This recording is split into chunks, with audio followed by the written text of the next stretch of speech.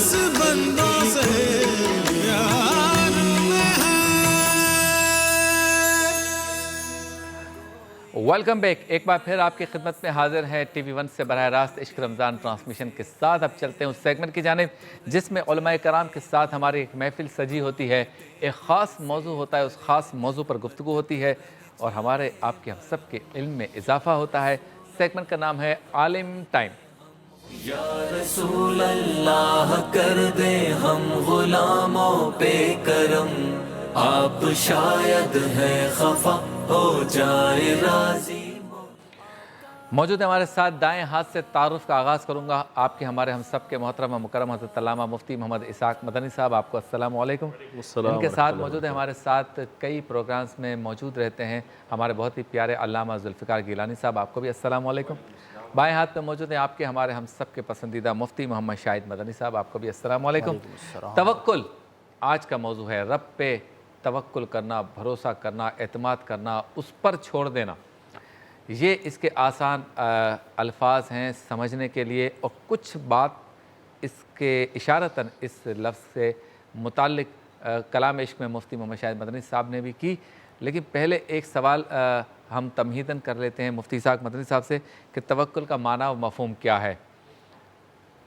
बिस्मिल्लाहिर्रहमानिर्रहीम। अल्लाहुम्मा रब्बि इश्रह ली सदरी वयस्सिर ली अमरी वहलुल उक़दतम मिन लिसानी यफ़क़हू क़ौली वजअल ली वज़ीरम मिन अहली ली खम्सतुन उत्फ़ी बिहा हर्रल वबाइल हातिमा अल मुस्तफ़ा वल मुर्तज़ा वबनाहुमा वल फ़ातिमा। शबीर भाई, तवक्कुल ये बाब तफ़ाउल से है। इसका माना यह है एतमाद करना, यकीन करना।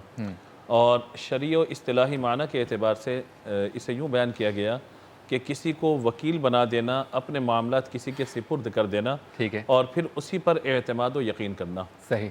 जब हम इसको इस्लामी तनाजुर के एतबार से, इस्लामी तालीमात के एतबार से देखते हैं तो माना मुराद ये होता है कि इस दुनिया में रहते हुए हर तरह का सबब इख्तियार करना, हर तरह का ज़रिए इख्तियार करना, हर तरह का वसीला तलाश करना, हर तरह की कोशिश और मेहनत करना, सही। नतीजा अल्लाह तबारक व तआला की ज़ात पर छोड़ना। वाह वाह। ये तवक्कुल का माना मफ़हूम है। तवक्कुल का माना ये नहीं है कि मैं हाथ पे हाथ रख के बैठ जाऊँ और अगर तबीयत ख़राब है तो डॉक्टर के पास ना जाऊँ।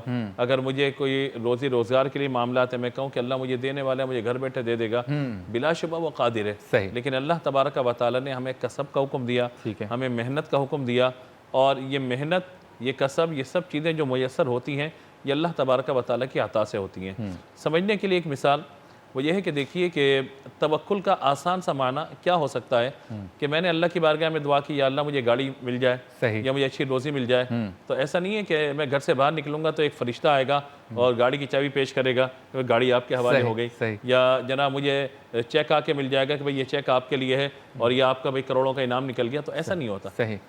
बात यह है कि मैं ज़रिया पकड़ूंगा, सबब तलाश करूंगा, मेहनत करूंगा, सब कुछ करूंगा, और फिर होगा ये कि अल्लाह तबारक व तआला मेरे उस काम में कम वक्त में बरकत बहुत ज़्यादा डाल देगा। वाह वाह। वो लोग के जो 10 साल में किसी जगह पर पहुंचते हैं, अगर अल्लाह पर तवक्कुल एतमाद करके बंदा कोशिश करता है तो अल्लाह ताला उसको 10 दिन में, 10 महीने में वो नतीजा अता फरमा देता है।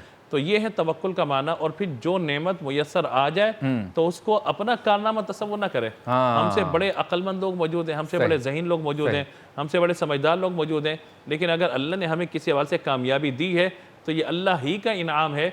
ये नहीं करना चाहिए कि मैं इस काम की वजह से भाई मैंने ये किया था तो ऐसा हो गया। नहीं, तवक्कुल का माना ही ये है कि हर तरह के असबाब इख्तियार करके, हर तरह के नताइज के लिए अपने आप को ज़हनी तौर पर तैयार रखें। अब कामयाब होता है बंदा उसमें या नाकाम होता है, ये अल्लाह तबारक व तआला की मशीयत और उसकी मर्ज़ी पर है, लेकिन इंसान को अपने तौर पे कोशिश भरपूर इख्तियार करनी चाहिए। बहुत खूब, माशाल्लाह। एक सवाल आया था, शरई सवाल, फ़िक़ही सवाल, तो मुफ्ती मोहम्मद शाहिद मदनी साहब से वो सवाल कर लेते हैं, क्योंकि खातून ने कहा था कि जब उलमाए कराम तशरीफ़ लाएँ तो ये सवाल ज़रूर रखिएगा। सवाल मुफ्ती साहब ये था कि खातून ये कह रही हैं कि मेरे रिश्तेदार में से किसी का इंतकाल हो गया और उसकी माँ ने दूसरी शादी कर ली, तो जो बेटा था उसका वो अब मेरे साथ रहता है, यानी बाप उसका नहीं है, माँ ने दूसरी शादी कर दी, बेटा मेरे पास रहता है, खुशी से रहता है, बेटों की तरह रहता है, मैंने पाला है, यूँ समझ लें मेरे घर में रहता है। अब वो जो भी कुछ कमाता है वो मुझे आकर दे देता है, तो उसका कमाया हुआ ये रिस्क मैं इस्तेमाल कर सकती हूँ अपने घर पे, जिसमें वो खुद बच्चा भी रहता है, उसके अखराजात वगैरह हम उससे चला सकते हैं या नहीं? بسم اللہ الرحمن الرحیم هو القادر هو الحق هو المعین۔ دیکھیں جو رزق کا معاملہ ہے بالغ کے حوالے سے اس میں سب سے اہم چیز ہوتی ہے اس کی رضا، ٹھیک ہے، یعنی مرضی سے اگر کوئی بالغ یا بالغہ اپنا مال کسی پہ صرف کرتا ہے تو شرعی طور پر اس میں کوئی مضائقہ یا کوئی قباحت نہیں ہوتی، ٹھیک، اور اس میں تو عمومی طور پر جیسے مدد کی جاتی ہے فقراء کی، غرباء کی، مساکین کی، تو وہ مال سے مدد کی جاتی ہے، تو شرعی طور پر اس مال کے استعمال میں کوئی قباحت نہیں۔ ٹھیک ہے۔ اچھا اب آ جاتے ہیں توکل جو ہمارا آج کا موضوع ہے مفتی صاحب، تو یہ بتائیں کہ اب جیسے آج کل جو ہے وبا کا زمانہ ہے اور گھروں پہ ہم کوارنٹائن ہوئے ہیں، آئسولیٹ ہوئے ہیں، مقید ہوئے ہیں، جو بھی لفظ استعمال کریں، تو اب جب اللہ پر توکل ہے کہ اللہ کارساز ہے، اللہ میرے ساتھ ہے اور میں اللہ سے مانگ بھی رہا ہوں، سب کچھ ہے، تو پھر گھر میں کیوں بیٹھوں؟ لوگ سوال کرتے ہیں کہ بھائی باہر نکلیں اللہ پہ بھروسہ کر کے، کیا یہ سوشل ڈسٹینس اور کیا یہ لائنوں میں لگو، فاصلہ رکھو اور سینیٹائزر لگاؤ، بس اللہ پہ توکل کر کے نکلیں، بس یہ گھر میں بیٹھنا جو ہے نا اس کی کوئی ضرورت نہیں ہے۔ ایسے لوگوں کو کیسے قائل کریں گے اس اصول پر جو توکل کا بتایا مفتی صاحب؟ بسم اللہ الرحمن الرحیم۔ دیکھیں نبی کریم علیہ افضل الصلاۃ والتسلیم سے ایک صحابی نے عرض کی کہ کیا میں اونٹ کو باندھ کر اللہ پہ توکل کروں یا اس کی رسی کو کھلا چھوڑ کر اللہ پہ توکل کروں؟ مفہوماً عرض کر رہا ہوں۔ تو نبی کریم صلی اللہ علیہ وسلم نے فرمایا کہ پہلے اس کی رسی باندھو اور پھر اللہ پہ توکل کرو۔ یہ حدیث مبارکہ ایسے لوگوں کا جواب ہے کہ نبی کریم صلی اللہ علیہ وسلم نے جو معنی توکل بیان فرمایا ہے وہ یہ ہے کہ سبب کو اختیار کرنا ہے، لیکن بھروسہ سبب پر نہیں کرنا بلکہ بھروسہ اللہ کی ذات پر کرنا ہے، یہی توکل کا مفہوم ذکر کیا گیا۔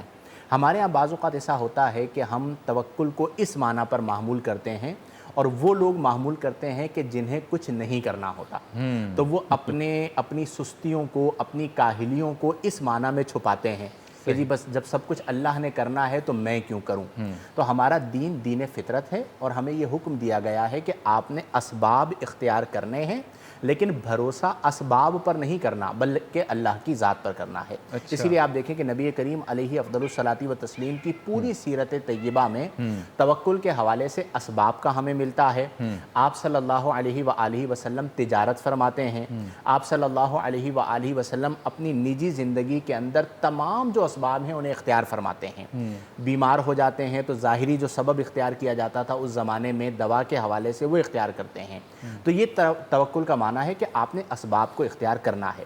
ہمارا المیہ یہ ہے کہ آج اگر من حیث القوم ہم دیکھیں تو توکل یعنی یقین کا تعلق دل کے ساتھ، اور دل کا اطمینان کس کی ذات پر؟ اللہ کی ذات پر۔ آج اس کا فقدان ہے۔ ہم اس موضوع پر گزشتہ ہر سال ہی یہ موضوع ہوتا ہے، ہم بات کرتے ہیں اور اکثر خطابات جمعہ کے اندر بھی یہ موضوع آتا ہے، لیکن اپنے آپ سے سوال کریں کہ میرے دل کی کیفیت یقین کا درجہ کیا ہے؟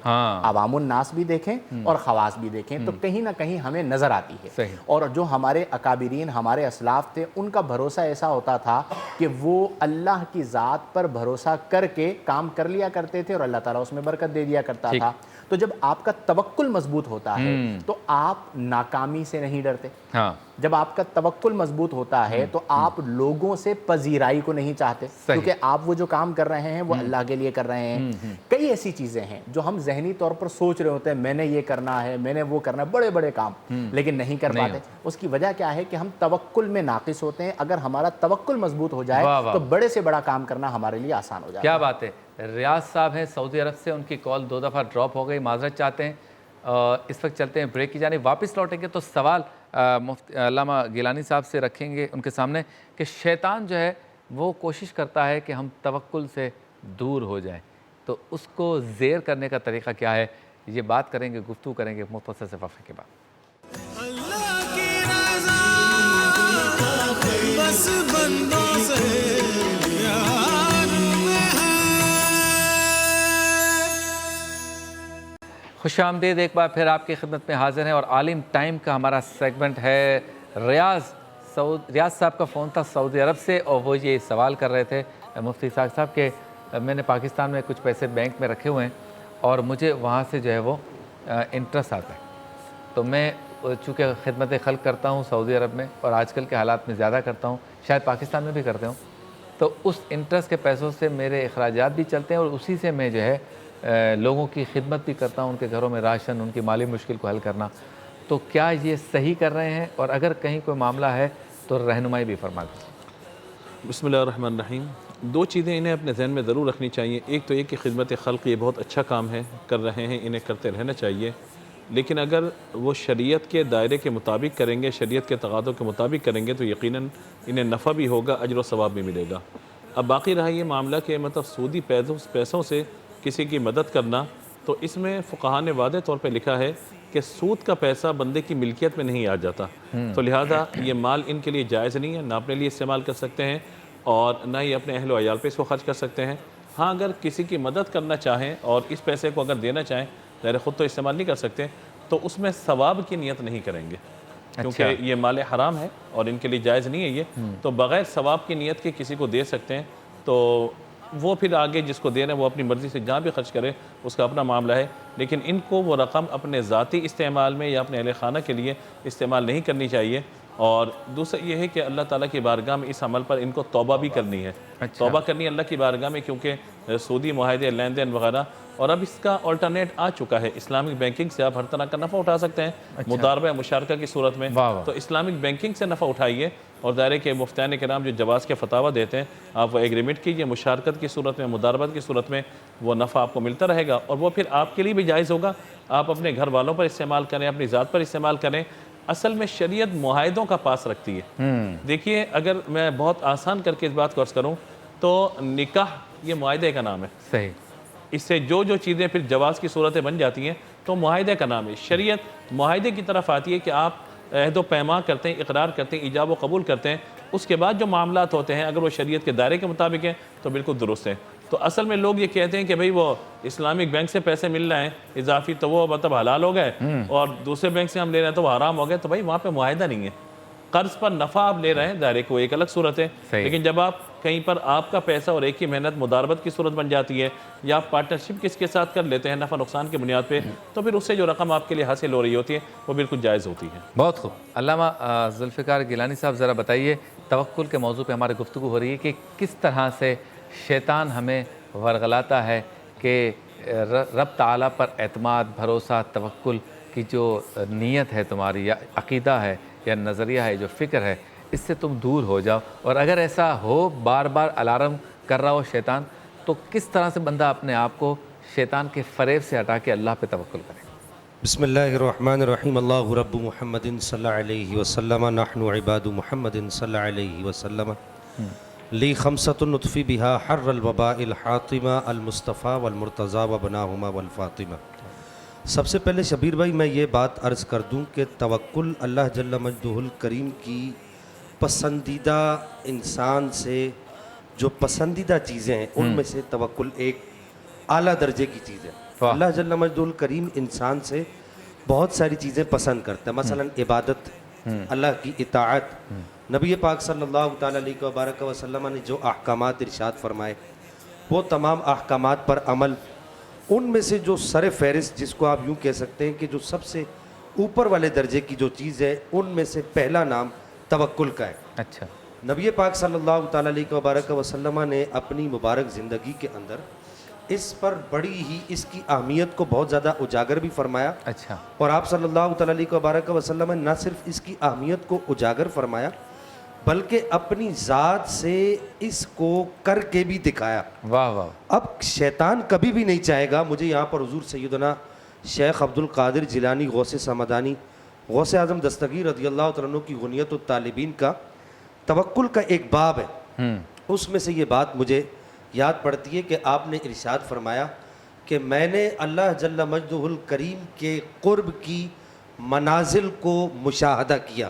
ہاں، میں نے دیکھا کہ اللہ تعالیٰ کے قرب میں کون کون سی چیزیں جانے میں آسانی فراہم کرتی ہیں، تو میں نے توکل کو اور حسن خلق کو، اچھے اخلاق کو اللہ جل مجدہ الکریم کے قرب میں جانے کے لیے بہت ہی آسان رستہ پایا۔ صحیح۔ اب یہ بات یاد رکھیں کہ شیطان کبھی بھی نہیں چاہے گا کہ انسان اللہ جل مجدہ الکریم کے قرب میں اتنی آسانی سے چلا جائے۔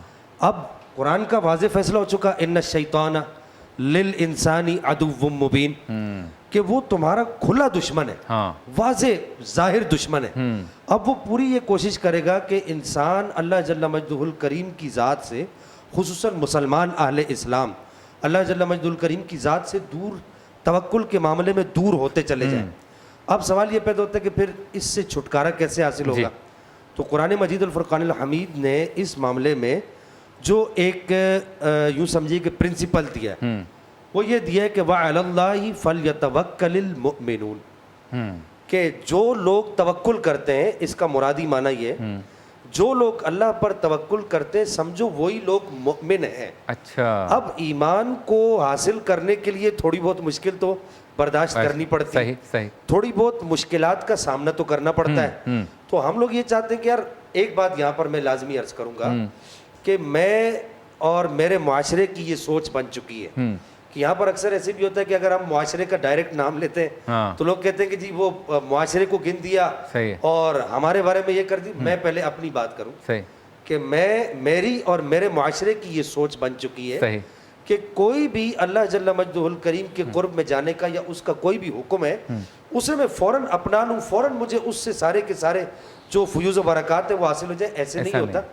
آپ کو کوشش کرنی پڑے گی, اللہ جل مجدہ الکریم سے باقاعدہ دعا کرتے رہیں اور اپنی ذاتی کوشش کرتے رہیں. اللہ جل مجدہ الکریم آپ کو شیطان کے اس وار سے چھٹکارا عطا فرمائے. سبحان اللہ, ماشاءاللہ.